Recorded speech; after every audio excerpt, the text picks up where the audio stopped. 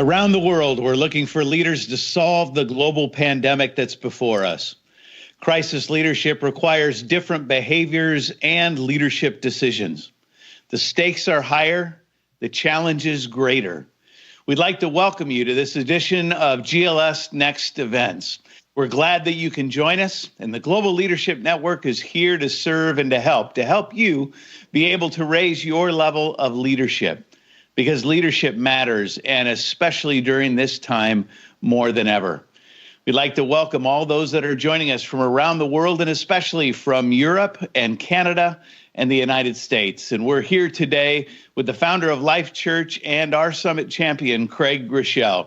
And he'll be talking about Leading Through Crisis Part 2. And as he begins, he'll have some review of Part 1 to start.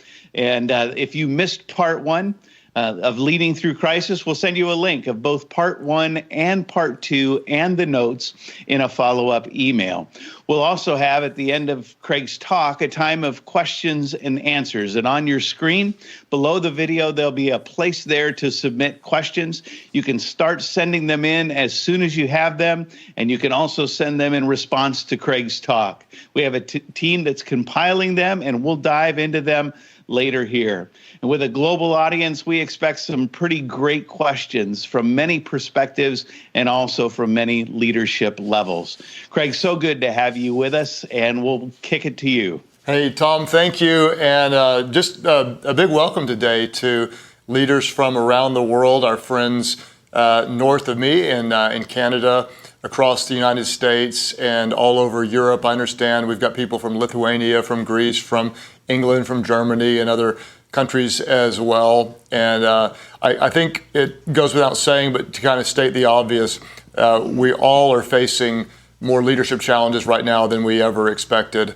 And I know right now that I'm talking to people from real different situations in some countries that you're facing massive layoffs right now, with thousands and thousands and thousands of people sick and a lot of people dying. Other places, it might not be quite as bad, but the fear is equal, and the global economic challenges, I think they're concerning to all of us. The health challenges, it's pretty obvious that we know most people would acknowledge this is a serious health pandemic, and the economic challenges are concerning to everybody. And so I want to talk to you guys as leaders, acknowledging that things could be different. For example, Tom and I, we were in Germany. I guess, Tom, it was about 5 weeks ago. And I think when we were there were about 40, maybe 50 cases. And interestingly enough, we actually had dinner with one of the leaders that ended up testing positive. I just got a direct message from another young social media influencer from Germany that's still testing positive some 30 days later that we were with. And then within just a matter of days, we know what happened in Germany, just the explosive nature of this virus. And I know that so many of you right now, you're facing massive challenges. And a lot of people are really concerned. They're concerned about their jobs.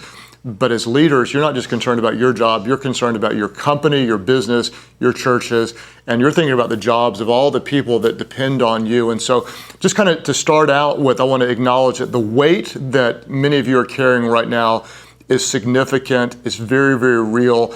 And I want to speak to you at that level because you're thinking about things that a lot of people aren't necessarily thinking about.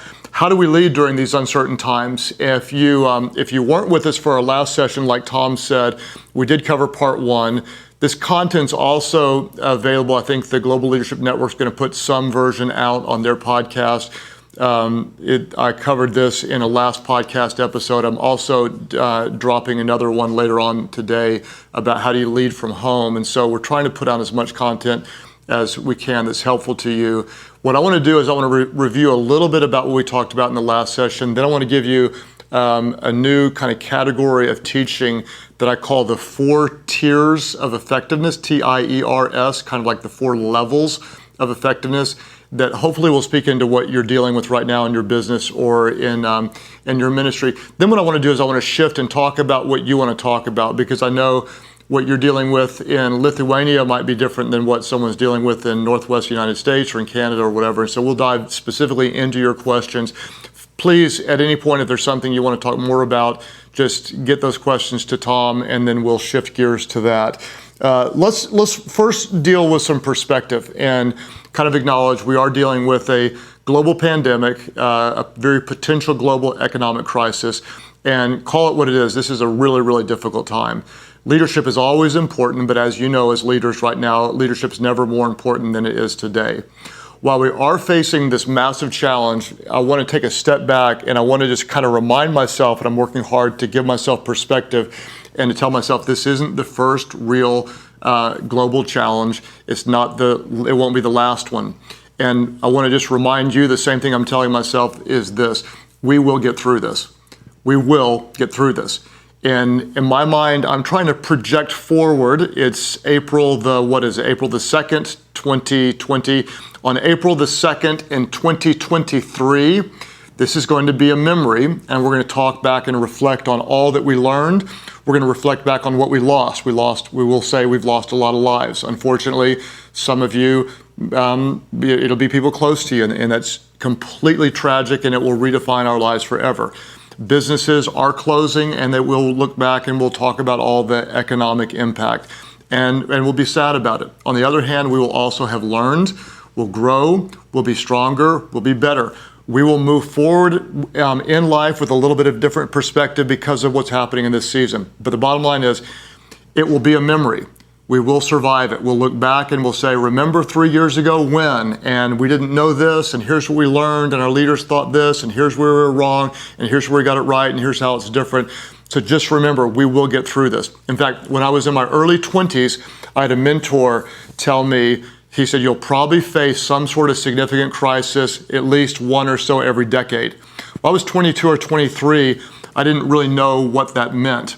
When I was 27, I faced what was kind of the first big crisis in my leadership. And I looked back, so I've been in leadership now in some form or fashion for about 3 decades. And I'm tracing back on the challenging times that I've led through. The first one was the Oklahoma City Murrah building bombing. The church I was a part of was First United Methodist Church, and it was across the street from the Murrah building, which was destroyed by domestic terrorism. Well, our church was completely destroyed as well. The bomb lifted our church up, and it settled wrong. My office was one of the closest adjacent structures to the bombing, and it was completely blown out. That day I happened to be in seminary. I wasn't there, thankfully, or I would have been injured or worse. But that time for our little church, it was devastating. We couldn't meet in our church building for over 2 years. We were displaced. That was before we were able to do online church. That was before there was any semblance of online giving.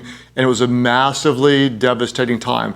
Not necessarily globally, but locally for us, it was a really, really difficult time. I helped lead through that season.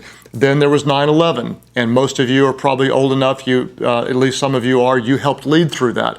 I was in an airplane going from Oklahoma City to Chicago when the other planes went down. We were mid-air.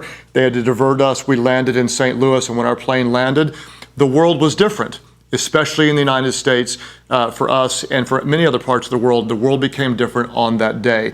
I helped lead through that. That was a second time.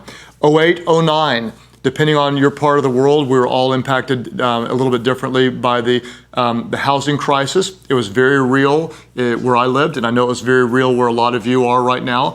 And that was another crisis that most ministries had to lay off, businesses struggled, and we helped lead through that. Here we are a little over a decade later, and it's 2020, and we're leading through the COVID-19 crisis. Bottom line is, it's when you look historically, we've led through difficult times before. We'll lead through difficult times now. I'm 52 years of age. I hope to be active for at least 2 more decades in leadership, maybe more if I don't know when I'm too old and should go home, but I still stay in the game like a lot of people. And chances are that I in my tenure of leadership will have a couple of more challenging crises to lead through as we fast forward over the next 2 decades. All that to say, let's just keep perspective. We will get through this. Is it difficult? Yes. Will things be different? Very likely so. Will we grow? Yes, we will get through this. As a reminder, and this is reviewing what we covered in the last session, is this. It's important to remember that every major crisis creates unexpected problems. You know that, duh. You're facing them right now. At the same time, every major crisis creates unexpected problems. We have to remind ourselves as leaders is this: every major crisis also creates unprecedented opportunities. They're everywhere. They're not just problems, but there are opportunities. Because there are more and different problems today than 5 weeks ago. There are also more and different opportunities today than 5 weeks ago. Just to do a real quick summary, there's 3 types of opportunities. Some are practical, some are financial, some are missional. Some are practical, meaning right now you have an excuse to adjust some of the things you should have adjusted before and corrected some of the problems you should have corrected before. My guess is, if you're anything like me and my organization, there were some problems I had 5 weeks ago, 6 months ago, a year ago that were kind of lower level problems. I should have addressed them, but I didn't because they were lower level problems. Now, this crisis gives me permission to go in and fix the problems, address the issues I should have addressed earlier. Cut expenses here, shave this, remove this department. So some of our opportunities are practical. I had a mentor tell me, never waste a crisis. Go in and solve the problems that you should have solved earlier, fix what's broken. So some of our opportunities are practical like that. Use this to correct what should have been corrected before. Some are also financial, meaning if you have cash on hand, you've now got some investing opportunities. You're probably going to have a lot more. At the same time, there are going to be new needs that some business leaders or ministry leaders will see the needs. If you seize them quickly, you can create both ministry and business opportunities. I promise you. While some people go broke, others are going to make a lot of money or add a lot of value or make a big difference. So as leaders, let's not just be problem driven, let's have eyes to see the opportunities. Some of our opportunities are what I call missional. In other words, because there are new needs in the world today, there are also new opportunities to meet those needs. As a leader of a church, what I recognize is there are both physical needs, and those physical needs are also exposing spiritual needs. In other words, if someone's now worried about their job or worried about how they're going to feed their family or worried about how they're going to pay rent, if we come in and we're meeting physical needs, they're also asking spiritual questions, we can better minister to people both physically and spiritually. This creates opportunities for me to be missional. I love those of you who are business leaders. There are a lot of businesses right now that you're seizing missional opportunities. I love every time I read about some business that used to manufacture such and such, but now they say, hey, we'll help manufacture and make respirators. Or trucking businesses that say, we typically send goods, but now, hey, we're going to use our trucks to send groceries and food to places that need it. I know churches that are using their parking lots to be testing centers for COVID-19. Bottom line is this: many people just see the problems. As leaders, we're going to address the problems, but we're also going to have eyes to see the opportunities.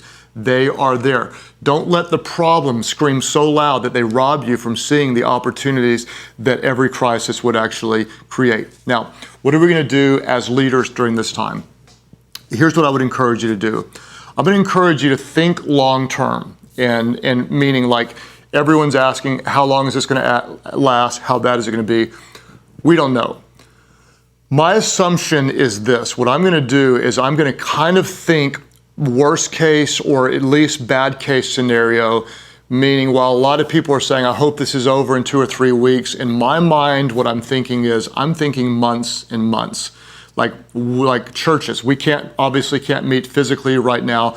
When are we going to meet? A lot of pastors were hoping for Easter. In my mind, I was thinking June, July, or August. So what I'm doing is I'm projecting longer term, and because of that, I might receive good news and I'll be pleasantly surprised.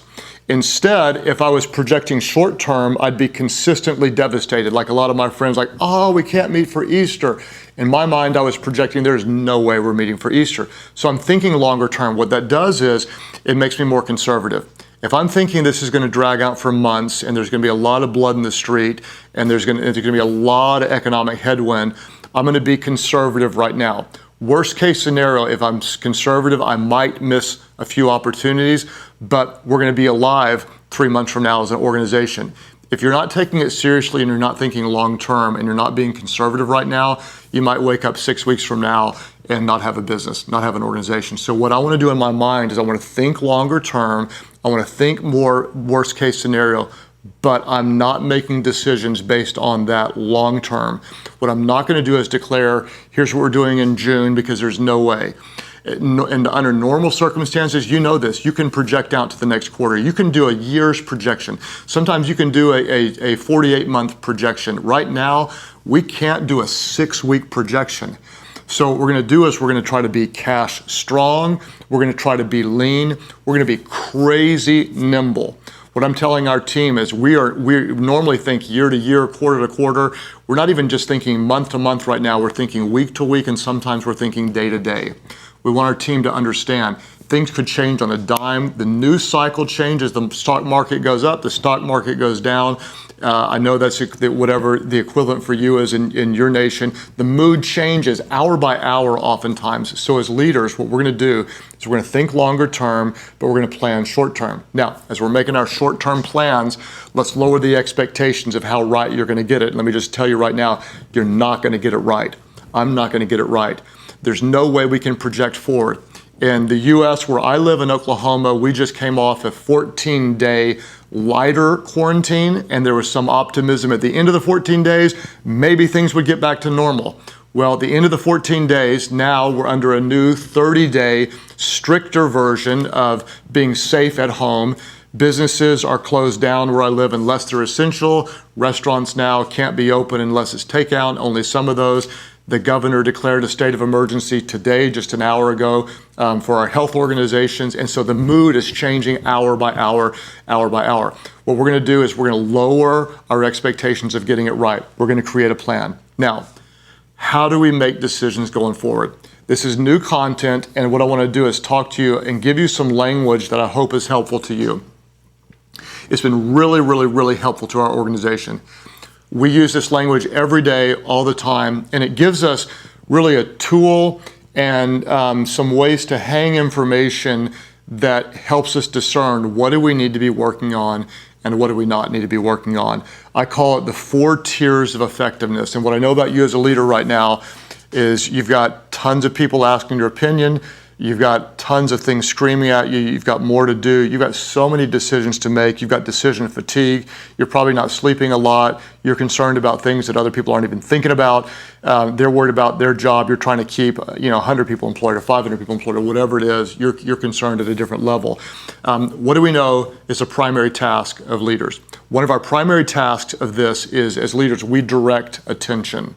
Okay? Your team, they have energy, they have resources, they have an attention. What you want to do is you want to direct it. Leaders focus attention and activity toward a desired result. That's what you do.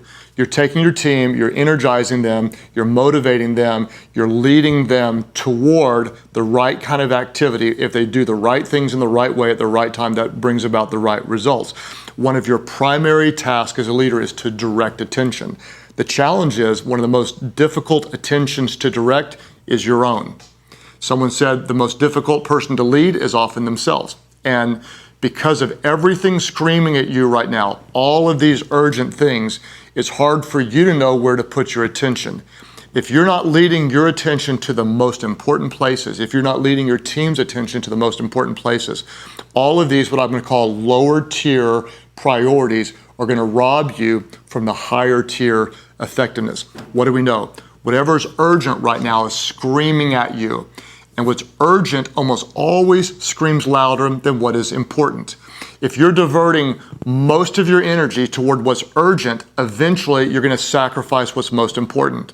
Let me say it again, it's so important. If all you're doing is responding to whatever's urgent and who's screaming the loudest, eventually, if you're only responding to what's urgent, you're going to sacrifice what's most important. This is why organizational wide in our team, we talk about as common language now, our 4 tiers of effectiveness. This is just something I made up. I may come up with a better title for it. It's just it's working, and this is what's in process for our team. I'll give you the story behind it. In my office, I've got 3 amazing leaders that serve kind of on my executive assistant team. And then there's a 4th intern. And so these are 3 leaders and an intern, 4 world-class leaders. My 3 assistants have run businesses, have managed employees. They're world-class leaders. This team has been overwhelmed. We were overwhelmed before the pandemic. There was so much volume coming in. And so what we did is we recognized what we want to do. We don't want to increase the size of the team, but we need to redeploy our resources and reprioritize what we're doing. And so I just did this exercise, and it just kind of happened accidentally. And now this has been something that is common language in our team. I just took a board. I had my 3 assistants and said, let's just start with what I'm going to call tier 1 effectiveness. Tier 1 is something that is absolutely mission critical. And whatever type of business or ministry, nonprofit you lead, there are some things that if you don't do those things, your boat doesn't float. Tier 1. And so we just said, well, let's just call it that. What's most important? Tier 1. Tier 2 is what we call very important and strategic. This is not tier 1, meaning it's not mission critical. It's incredibly important. This matters to us. This moves the needle, and whatever the needle is to you, financially or ministerially or whatever it is, this is very important. It's strategic. But if it doesn't get done, the boat doesn't sink. It's tier 2. It's very important and strategic. Tier 3, and we just were making this up. I wrote, okay, this is what I'm going to call meaningful but not vital. It's meaningful. In other words, we like it. It adds value. We'd like to do it, but it's not essential. There's nothing significant that would be lost if we don't do this. It's tier 3. It's meaningful but not essential. Then I was just kind of brainstorming. I thought, okay, tier 4, what would that be? And I just kind of wrote down tier 4 is it's externally initiated, but a lower priority. Right now, my guess is that, like me, you're overwhelmed with a lot of people's ideas. A lot of people, like in the church world, they want me to join their prayer thing, join this, go live with them, talk about this, create this content. And I've got probably 5, 6, 7 invitations a day, every single day, to join what someone else is doing. It's externally initiated. It might be a good thing, but it really is lower priority for us. In other words, if I don't join their thing, it's not going to lose any value here. It's externally initiated. Here's your assignment. What I would recommend that you do, and I really hope you'll take this seriously, I did this, our team did this, I had all 800 of our employees do this, is go down and write down a list of everything that you do on a normal week. You might, now this is not a normal week, and you might just write down everything you're doing right now, everything you can think of. Don't give it a lot of thought, just dump it on a piece of paper, on your phone, however on your computer, however you record information. And then what we're gonna do is we're gonna go look at and ask of everything we do, which one's tier 1, which one's tier 2, which one's tier 3, which one's tier 4. I'll give you an example just to get you going. I just dumped on my computer the things that I do. I'm going to tell you what I do. This isn't to like brag and make me look important. I don't do these things every week. This is over the course of maybe 3 months. I'll do some version of all these things. Here's a pretty thorough list of the type of things that I do. I'm telling you this so I can show you where they fit on the priority. I do a lot of message preparation, lots of messages. I coach our pastors and our campus pastors. I lead a few meetings. I help work with the board, manage the board, oversee the board of directors. I do the Craig Groeschel Leadership Podcast. I go onto other people's podcasts. I visit Life Church locations. In other words, we were meeting in 34 locations, and I'd visit a lot of those as I can. I coach our communicators. I do pastoral care. I obviously don't do it all, but I do some. I do hospital visits, some weddings, some funerals, and such. I meet with key leaders in our church. I meet with key leaders outside the church. I mentor a few senior pastors. I do some roundtables where a bunch of pastors come in. I do some CEO roundtables. I do high-level review of our budget. I do a deep dive 4 times a year into dashboards. I want to know all sorts of the most important numbers. I'm like a pilot. I'm leading this plane by looking at the instruments. I do a deep dive into the important numbers in the dashboard. I offer leadership direction. In other words, here's where we're going, here's where we're attacking. I typically write about a book a year.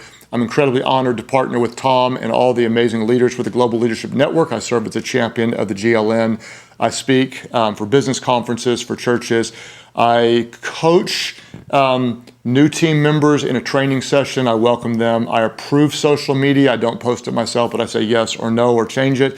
I do endorsements. I respond to letters, emails, texts, just like you do. I do lots of videos. I create small group content for our church. and then I plan upcoming messages. On top of that, I decline, probably 98 or 99% of what people ask us to do, we say no to, we decline. Okay, I give you all that. What's tier one in my line of responsibilities? What's tier one? Okay, remember, here's our tiers. Tier one is absolutely mission critical. Tier two is very important and strategic. Tier three is meaningful but not vital. Tier four is externally initiated and lower. The vast majority of what comes in front of me is actually tier four. Tons and tons and tons of outside stuff. If you define tier one, what for me is tier one? I asked our team, what's tier one? And someone said, your leadership podcast, because it's fairly big or whatever. No, that's not tier one. That for 22 years, we didn't do a podcast. If that went away, the boat still floats. Someone else said, visiting campuses. No, if I never visit another campus again, that wouldn't kill our ministry. And they went through all these different things they thought were tier one. For me, tier one is actually two things, maybe one. If it's two, it's preparing the weekend messages and delivering them, although that one's debatable because someone else could do it. Then the only thing that's tier one is that I'm the only one that can provide the leadership direction for the church. I'm the only one. Without that, our team will stray. We won't stay focused. We'll end up doing too many different things. That's my tier one. That's the only thing really that's mission critical. You might say, well, gosh, out of all the things you do, you're not very important because you're not doing a lot of important things. Now we have to remember that your importance, and this is critical. Your importance isn't measured by how much you do, but by how much what you do matters. Let me say it again because that's worth tweeting, or if you're one of the people that say amen, this is really good. Your importance isn't measured by how much you do, but by how much what you do matters. The leadership direction I bring matters so much. What you're going to want to do is you're going to want to list what are your tier one priorities. With the COVID-19 world that we're in right now, your tier one priorities, you've got to be living in that tier. If you're letting all the lower tier things distract you, you're not going to keep your boat floating. You've got to live in tier one right now. If you go and try to list 7 or 8 or 9 things that fall into your tier one, I'm going to tell you got way too many things.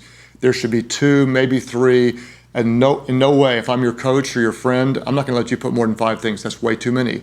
You got what's mission critical. What do you bring?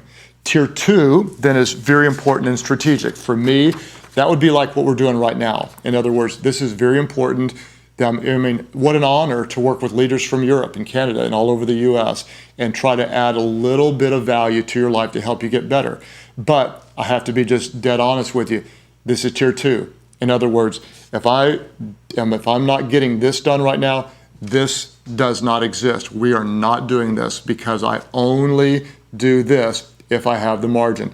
Tier 3, once we get down into tier 3, that would be like life group curriculum, which I'm not doing now, approving social media, which I'm just delegating out, whatever comes out, I'm trusting my team right now, welcoming new staff members. We're not hiring new staff members right now. Roundtables, they're all canceled right now. Tier 3 is meaningful, not vital. Tier 4 is everything else, and this is where you get it. You get everyone else's agenda. Can you meet with me? Can you respond to this? Can you respond to this email? Can you get on this text? Can you do an Instagram live? Can you come speak at our fundraiser? Can you help us raise money? Can you promote this product? Blah, blah, blah, blah, blah, blah, blah, blah. You're gonna get tons and tons and tons of this, especially in this season right now. Now, do not live in the response phase. If all you're doing is responding rather than initiating, you're going to be living in the lower tiers and you can never, ever be effective, especially in the middle of a crisis. You cannot let lower tier activities rob you from higher tier effectiveness. In this pandemic, in this global economic challenge that we're having, almost everything you do needs to be in tier 1, maybe tier 2. Do not let the lower things rob you. The reason I like this so much is that right now we have this conversation multiple times a day.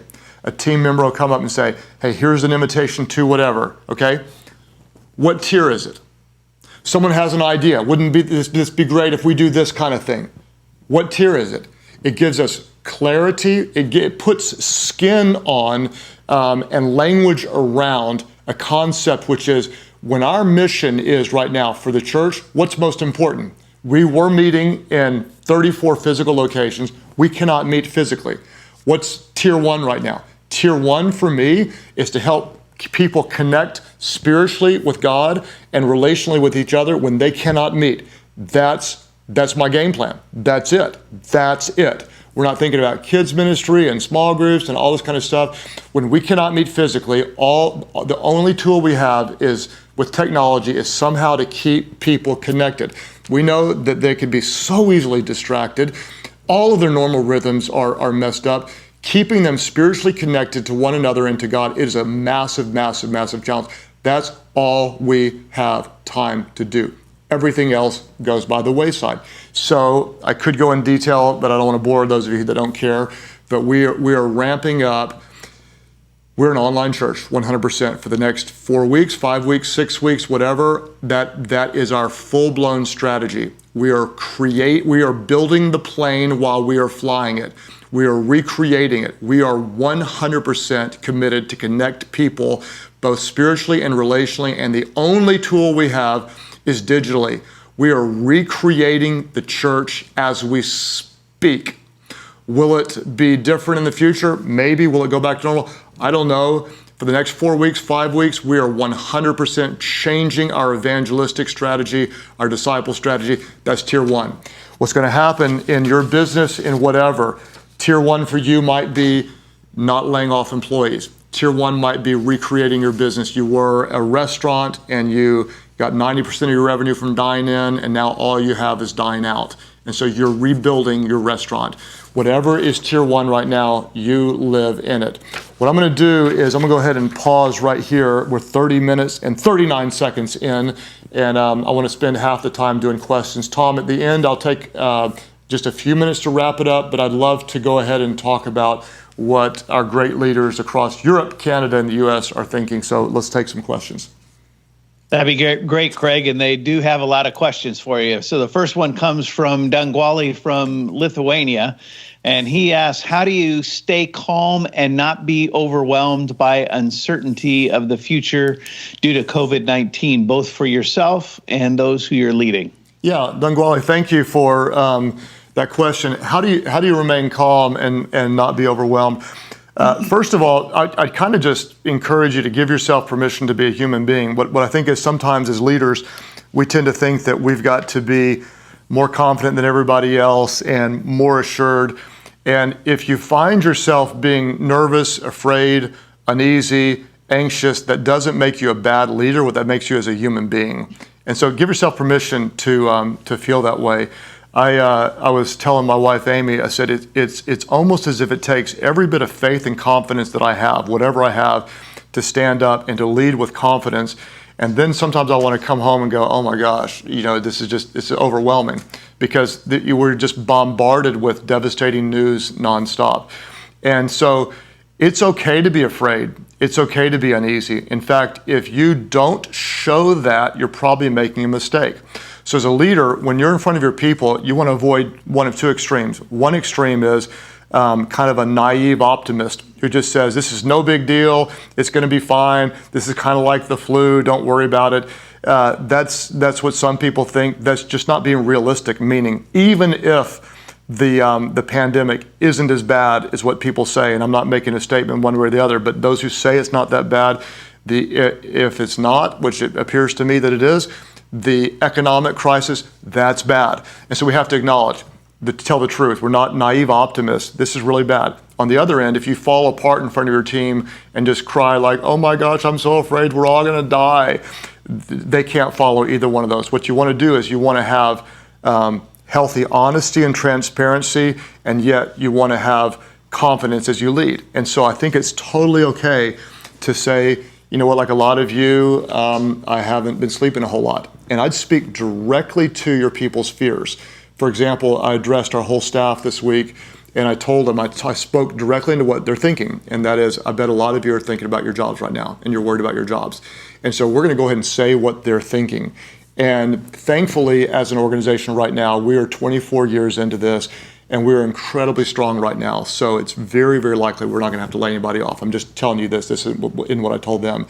But I also wanna say, had COVID-19 hit us when we were a 9-year-old church, not a 24-year-old church, we probably would have been looking at layoffs. So We're not here because I'm amazing as a leader. We're here because we're a mature organization.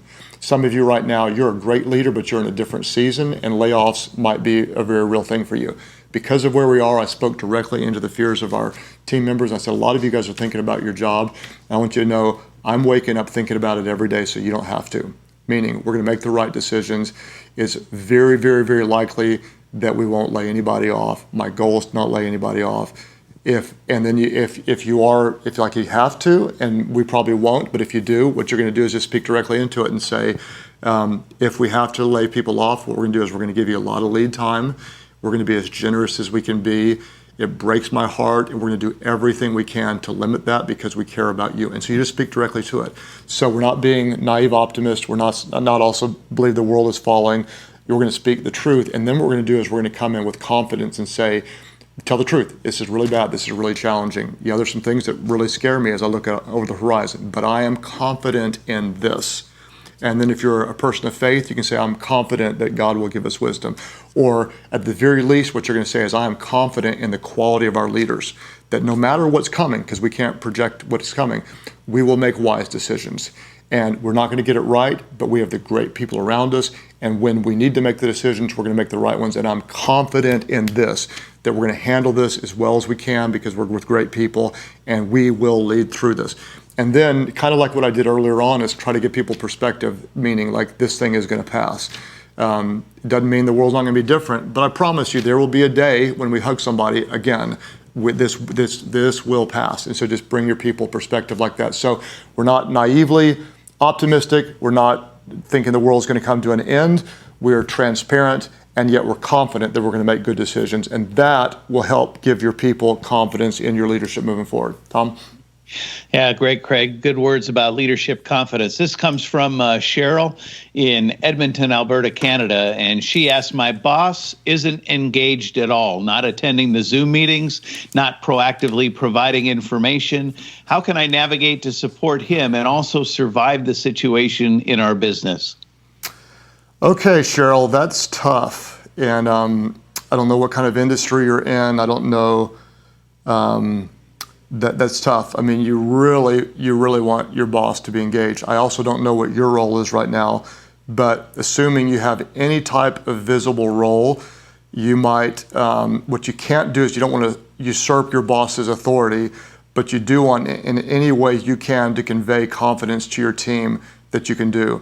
And so whatever's true and brings hope, communicate it. Meaning, like if you've got, let's say your boss is not involved, but you've got an executive team that is, what you can do is you can just say with integrity, our executive team is meeting and we're making the best decisions we can, and we're thinking about you as we make these decisions. And if that's true, you can say that.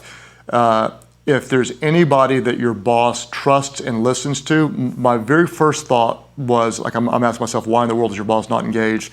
My gut instinct, just in taking a wild random guess, is he might just be terrified, he's lost confidence. Maybe he's stupid enough not to take it seriously. I don't know why your boss wouldn't be engaged, but if he's afraid, maybe having some people surround him and help give him confidence that we're going to get through this together, that would be good. If there are any wise counselors that your boss would listen to, I'd recommend you get them in front of your boss as fast as you can. It's really tough to have the body work when the head's disengaged. So you got a real challenge. From your seat is communicate whatever you can that doesn't usurp your boss's authority, doesn't disrespect your boss. You want to try to keep your boss elevated with as much respect as possible, because if he does re-engage, he's the one who can lead it out. And then just tell the truth, whatever you can that brings hope. Here's what we're doing, here's how we're handling this, and hopefully some people around you can help engage your boss, because we need those people at the top to engage. More than ever, now it really, really matters. So good luck to you, Cheryl. It's a tough one. Thanks, Craig. This question comes from Doug in Ohio, who asks, what new positive learnings are you seeing currently in the face of this hard season? Well, Doug, what new learnings am I seeing? I would say right now it's a little bit early to determine completely what we're going to learn. You know, there's so much in a category that's way above my pay grade as we're learning what is this virus capable of, how are we going to treat it, or how are we going to prevent it, how real is the danger? What are the percentages? How do we get tests out? So that's a whole category that I have no right or wouldn't even try to comment on. Organizationally, I think we're in the early stages of discovery. What I know is this: my grandmother was raised in the Depression. She's in heaven now, but when I was a little kid, she told me some things about people jumping off out of buildings and begging for bread. Her generation was different because of what she endured as a child. Very, very different. What I know is on the other side of this, we're going to be different. And my guess is there's going to be a little more conservative nature, some more maturity. There's going to be some new wealth created, and there's going to be a lot of people that come out of this on the other side. Here's what I'm guessing that we're all going to learn is that what we know is in good times, you tend to make more when you're leveraged. In bad times, and the tide goes out, to quote, I think it was Buffett, who's not wearing a swimsuit. Right now, we're going to come out, and I think people are going to be more financially conservative on the other side. We're going to learn that crisis can hit anytime. We're going to be a little bit more prepared. What's going to happen is a lot of you're going to have more cash on hand.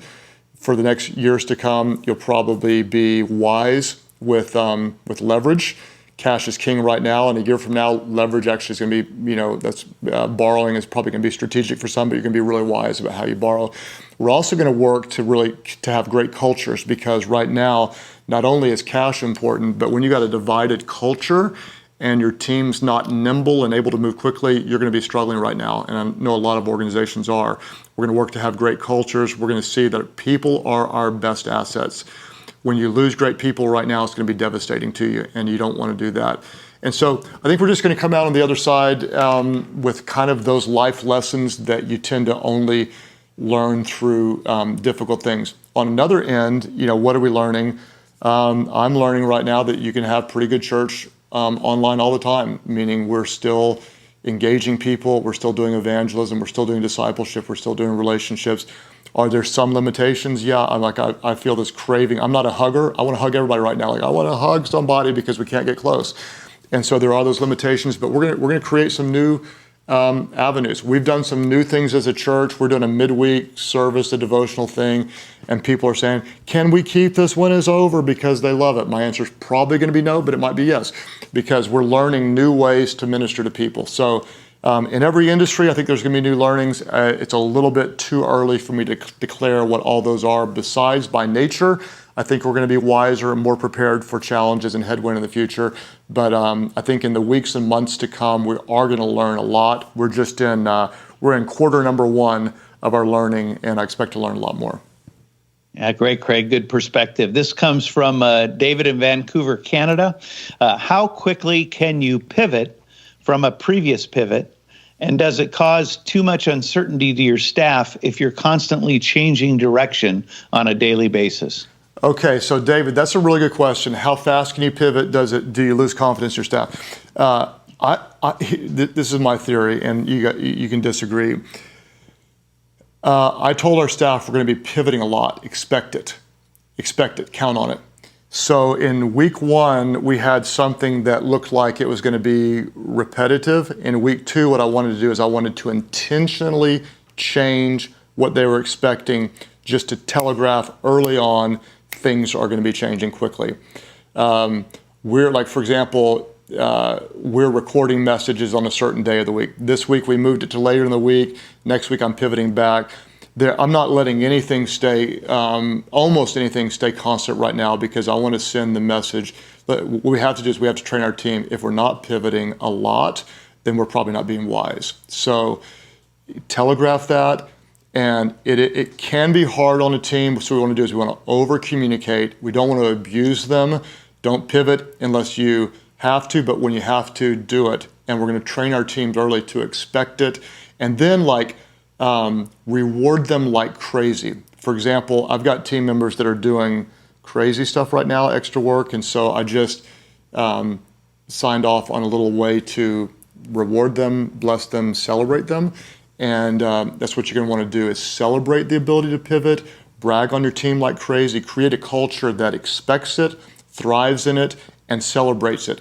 we're in deep danger if we can't pivot quickly. So we want to do everything we can to create a culture that expects it and celebrates it. Good. Helpful, Craig. This is kind of a corollary in working with teams. Niels from the Netherlands, in talking about how then can you prevent your team from getting tired in a crisis so that you can both survive the battle and win the war. Yeah. So Niels, how do we keep our team from getting overwhelmed and tired? Super question. Here's what I'm seeing, and this wouldn't be true for all of you, but we have 800 employees. I've got a percentage of our team that's working in overdrive, nonstop, danger zone. We've got another percentage of our team, if you can imagine, these are the ones that serve at the local churches. They can't meet on the weekend. They're used to having 7, 8, 9 physical services. They can't work with volunteers. They can't visit anybody. All they can do is talk on technology. They don't have as much to do right now. And so I'm guessing that would be true for some of you. So what we're trying to do is we're trying to redeploy some work from those who are overwhelmed to those that aren't. Job descriptions are out the window. We are WITs, W-I-T, whatever it takes. And so that's one thing you can do is you can start trusting some people and redeploying resources, assets, and talent into other places. Then right now with team members, there are a few team members where we just forbid to work, meaning if we see you, hear from you tomorrow, you're in big trouble. And the reason is because they've been going nonstop, day after day, without a day off. And so sometimes you just have to step in and encourage them, take it away from them, meaning you can't work today. And it's not because we don't value your work, it's because we value your work. And you got to send that message. We've got to watch out for each other. And that's one of the things I may talk a little bit more about at the end. Some of you're that person that you're the one that's overwhelmed. If you don't disconnect your mind somehow, I'm asking everybody, give me a Netflix series that's good, because I need an hour a day of just disengaging my mind so that I can come back in and engage later on. If we're too obsessed with it, if we don't have any fun, if we don't disconnect in any way, then we're going to lose objectivity. So we're in it, and then go fight for normalcy wherever you can. And so the fact that you're asking that about taking care of your leaders indicates that you care. Communicate it, tell them that, empathize with them. Sometimes just telling them, I know you're crushing it right now, and I know that you got no choice but to do it, and I just want you to know I value what you're doing. Thank you. We're all in this together. You're the best of the best. And I promise you, when you get out of here, we're going to find ways to make up for you with time off. Just empathizing with them goes a long way. And then making sure that nobody hits the red zone and stays in there too long, because you can't have good people fizzle out if you're not helping take care of each other. Really good, Craig. This is a younger leader question. I'm a student leader at a university in the Midwest in the United States. What advice do you have for young leaders during this crisis? How can we help? And how can we be learning from decision makers right now? Well, I'm glad you're asking that. How can you help as a young leader? Right now, I'd just take the young off you and say, if you're a leader, you're a leader. Man, get on there and just don't let age or experience talk you out of it. Some of my youngest, most inexperienced leaders right now are shining because they've got great leadership instincts. And so don't let your age or position rob you from the influence that you have. You have influence exactly where you are. Use it. If it's only with your fraternity brothers or the people in your school that you can't even see right now, or your peers, use it. What can you learn right now? We often learn more from the mistakes than we learn from those things that get it right. And I think that's going to be the case right here. Because so many things are unknown, we are all making lots of mistakes. So what we're going to do is we're going to look at those mistakes and say, now things become really clear today. Had we known this a month ago, we would have done things differently. There's no way, because we didn't know. So let's look at the mistakes and let's be students of those things. And then let's look for the outlier great wisdom things. Look for people who project early, who see opportunities. Look for those things and learn from them. I just say, if you're asking those kind of questions, you're the kind of leader that I'd want around me. You will grow, you will be effective, and so have confidence, and don't let your age hold you back from leading now. You don't hit a certain age and suddenly you're a leader. If you're a leader, you're a leader. And thank you for caring. And I would love to track with you and see what happens in your life over the years to come. Thanks, Craig. This is a question from multiple people when they ask, is it okay to be away from the overwhelming toxic news, to filter it, to reduce your exposure to it? And how do you care for your soul as a leader during these challenging times? Okay, super great question. Is it okay to be around from all the toxic news, filter it? How do you care for yourself? There are great leaders who would disagree with me on this, meaning people that I really respect, who are into every bit of news, researching it for themselves. And I think if that's your bias and you can lead in a healthy way with it, some of my friends that are more teachers, more students, more economists, or even hack scientists and feel like they want to get into the research, if that's you, I think it's okay. For the vast majority of the rest of us, what I'm doing right now is I'm not doing a deep dive.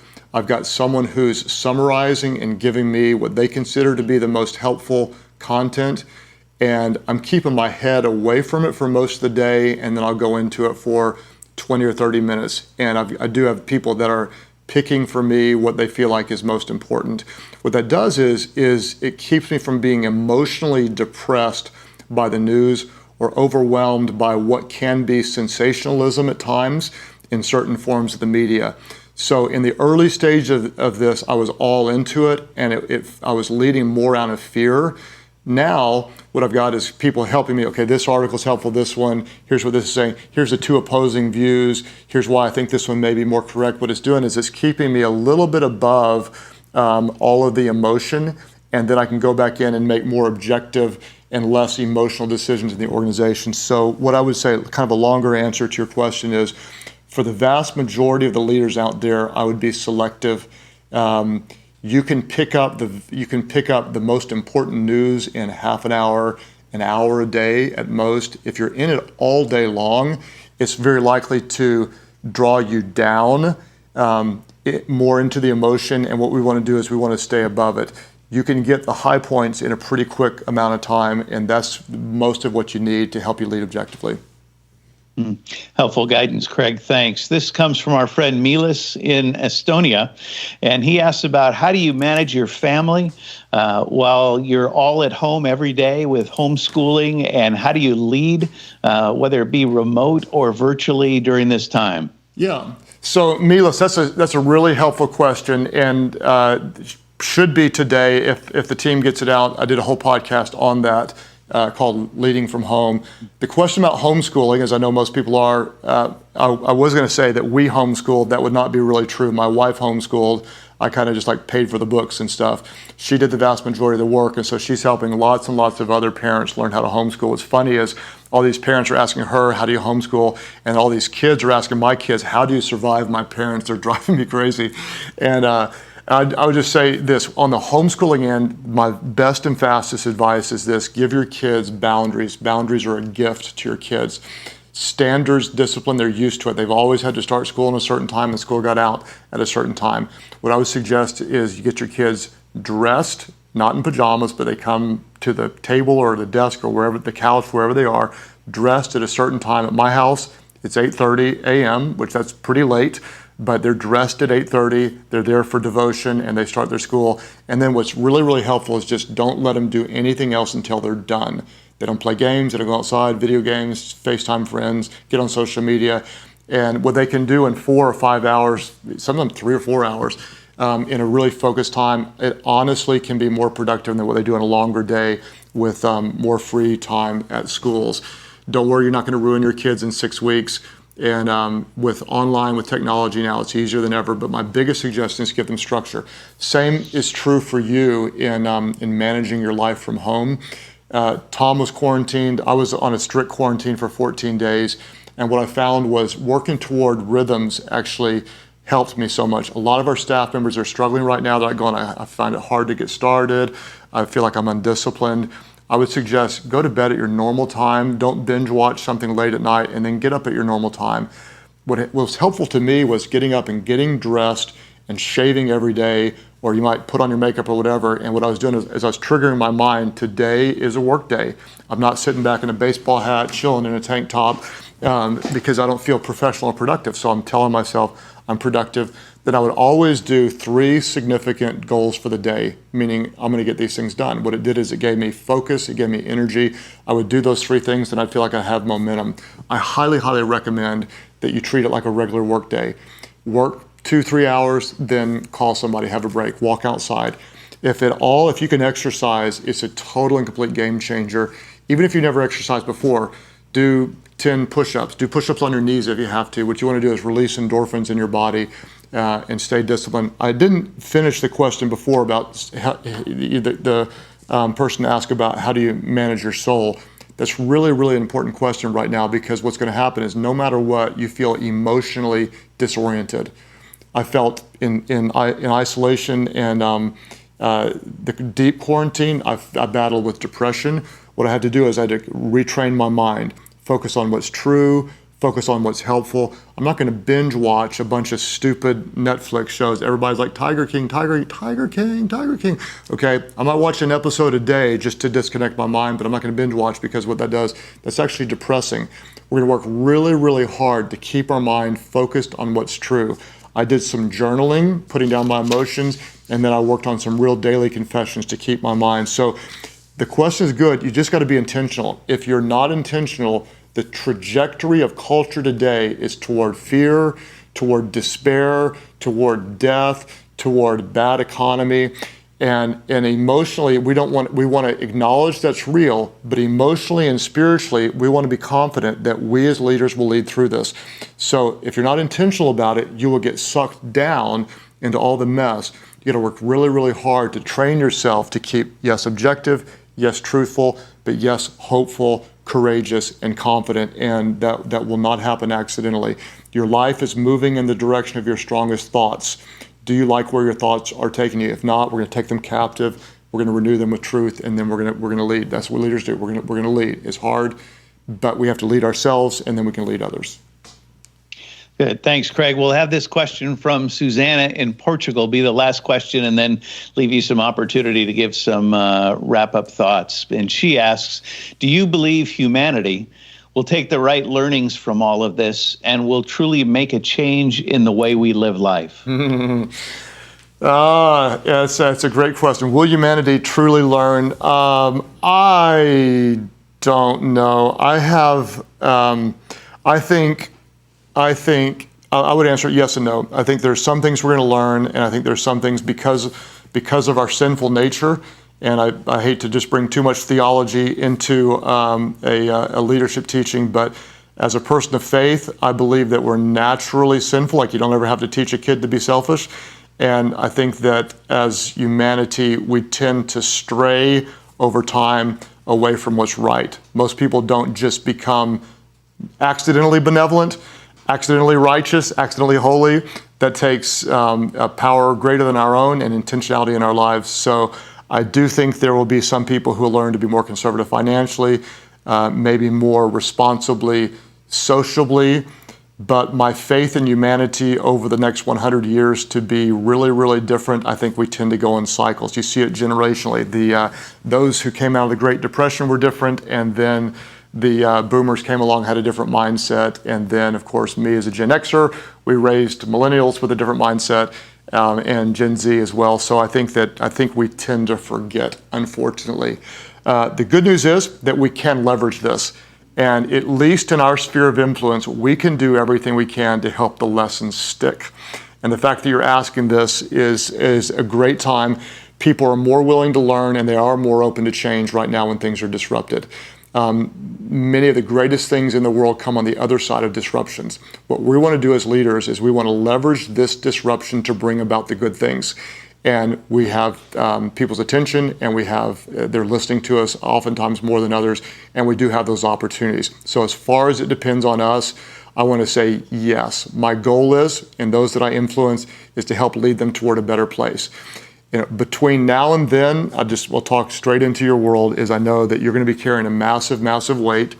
Some of you are going to make the most difficult decisions you've made in your leadership career, and I want to just give you permission to feel the pain that comes with the weight of leadership. Is harder than heck, and I could use a stronger word than heck. It's just hard. Some of you will be laying off good people, and I hope that you don't feel like a failure because you got there. You're not a failure. You were just a victim of something that came that you didn't see. And again, I don't think we're going to lay anybody off at our church because of the strength that we have right now. If you had caught me in year 9, year 10, year 11, year 12, we would have been laying people off because we weren't ready for it. The fact that you may not thrive through this doesn't mean you're not a good leader. You might have just been in an earlier season in your leadership. If something does go south, if your organization doesn't make it, it doesn't mean that you're a bad leader. Some of the best leaders I know are people that failed early, learned from it, and did something significant on the other side. I just wanted you to feel permission to hurt, to second guess yourself, to know you're not going to get it right, but to have the confidence that you are where you are because you're the right person for this role. And Tom, if it's okay, I don't want to be ever pushy. I know there's people from different faith backgrounds and people that don't have, you have different beliefs. But as a person of faith, I just want to take a moment and pray for you as leaders. If that's offensive to you, you don't want to listen, you can click off and you don't have to stay on. My goal, again, is not to push anything on you, but I do believe that God would hear our prayers, and I want to ask for wisdom and courage for you as leaders. So I'll pray, and then Tom, I'll hand it back over to you. God, I thank you for every leader from Europe, from Canada, and across the U.S. that took an hour just to try to get some answers and strength. I pray if there's any advice that I gave that was wrong or unhelpful, they'd have the wisdom just to overlook that. And if there's something that would spark a wise decision in these leaders, that you'd make it really clear to them. According to the Bible, you give us wisdom when we ask for wisdom. And so I ask for wisdom for these leaders. God, give them wisdom to make the right decisions. Give them courage to make the difficult ones. God, give them grace for themselves to know they're not going to get it right. And I pray somehow, God, they would find confidence in the fact that they are where they are, chosen for a time such as this. Give them, God, the courage to make decisions that hopefully would allow their organizations not only to survive, but to be even stronger on the other side. For any that may not make it, God, I pray they'd find the grace to know that you are still with them, that they still have so much. Give us perspective to know, God, we will survive this. And for those that do know you, I pray they would sense your presence. For those who may need you, God, I pray perhaps that they'd get to know you in this time. We look to you. God, use us as leaders to make this world a better place, to make a difference. Give us wisdom to lead our people, to hope for a better tomorrow. We pray this in Jesus' name. Amen. Hey, thanks so much, Craig, for that tremendous encouragement, those great leadership lessons, much to think about and continue to grow in our own leadership. And here at the Global Leadership Network, we're here to serve you and help you get better in your leadership. And we're going forward this year with the Global Leadership Summit. We have great speakers that are lined up like Craig Groeschel, and we would love to have you join us at a Global Leadership Summit near you. If you'd like to find out more information, you can do that at globalleadership.org, globalleadership.org. And we want to thank you again for joining us for this time. Ask that you would continue to dare to lead in these challenging times, to lead well, to lead strong, and in your leadership to let your courage be contagious. Thanks for being with us, everybody.